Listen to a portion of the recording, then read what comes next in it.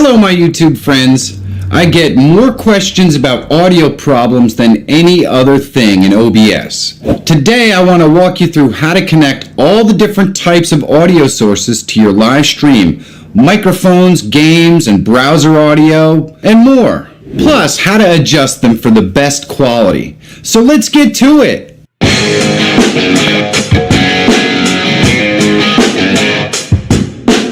If you're always looking for tools, tips, and tricks to help make you a better YouTuber, subscribe to the channel and click that bell so you don't miss any new content. This video is sponsored by Restream.io. Restream.io is a platform... Hey, honey, you tell them that they can also is tricky business in OBS.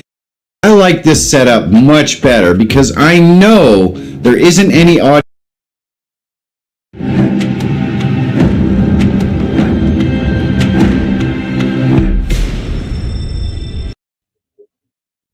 Today you will learn how to download, install and configure OBS Studio to record or broadcast live, that is, live stream quickly and easily, without complications. This is the OBS Studio website.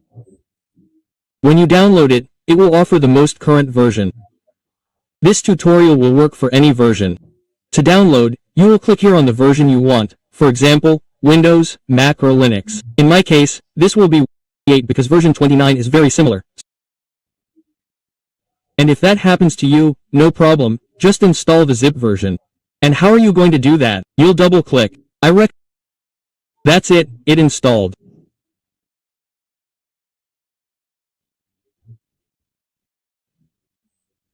Then right click, come here in more options, properties, compatibility and change here to run the program as administrator.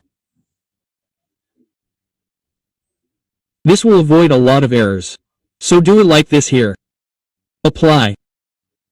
Now let's start for the first time. Right-click and open.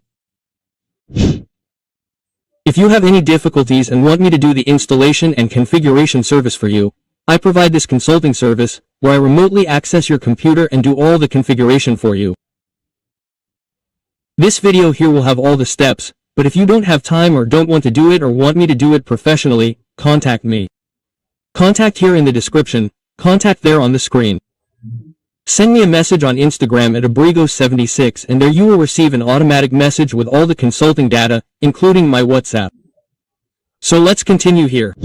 When you start in your OBS, it will not have anything, it will not be configured. So don't worry, this is very easy, just follow the guide. First, let's go here to Tools, Configuration Wizard. Even if you are going to do a live broadcast, choose here to optimize only for recording. I will not broadcast, even if you are going to do it. Click Next. Base Screen Resolution. Live to. If you're not going to broadcast, just change here from Twitch to YouTube and ignore everything else. If you're going to broadcast and go to YouTube, you can connect your account through this button and you can also use a broadcast. Here's how to use OBS Studio step by step for beginners. OBS or Open Broadcaster software is a powerful, free live streaming software and recording software that can be difficult to get your head around. So this complete OBS tutorial will get you up to speed or recording. We've got all of our action controls down here to start and stop streaming, start and stop recording, and configure everything up. Across from that, we've got our transitions and our audio mixer. Now we'll cover these in more detail as we go through, and we can control our different sources and scenes down the bottom here. And this is really where a lot of the customization and setup and stuff comes into play. But the first thing we want to do is get everything set up.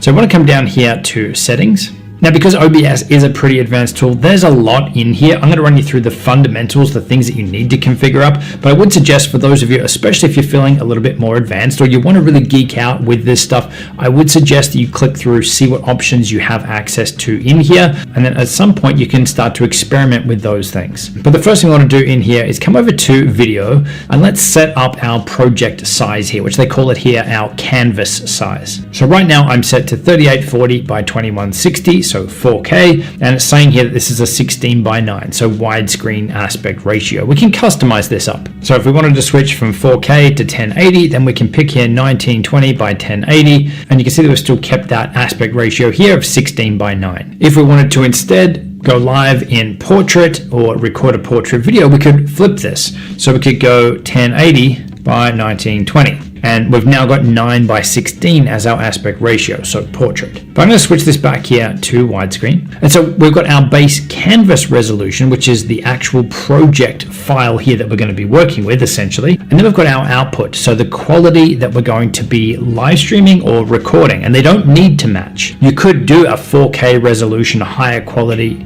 base canvas here, and you could still choose to live stream at a lower quality. Personally, I like 20 by 1080 as well. So this way there's less processing done, 30 frames per second. If you need 60 frames, you've got some.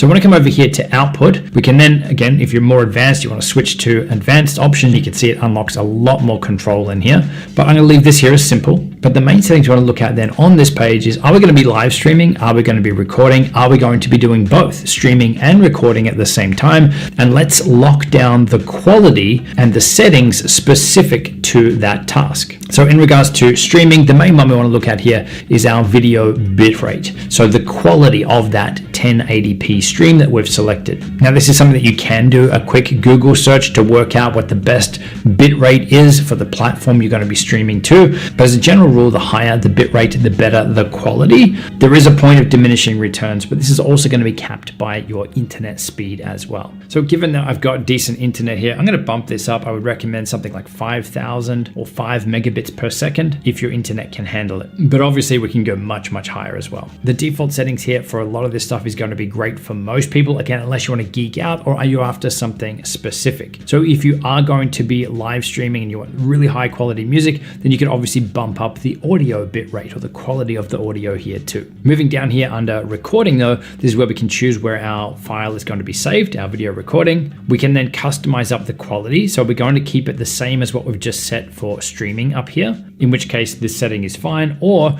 we can actually select here if we want a high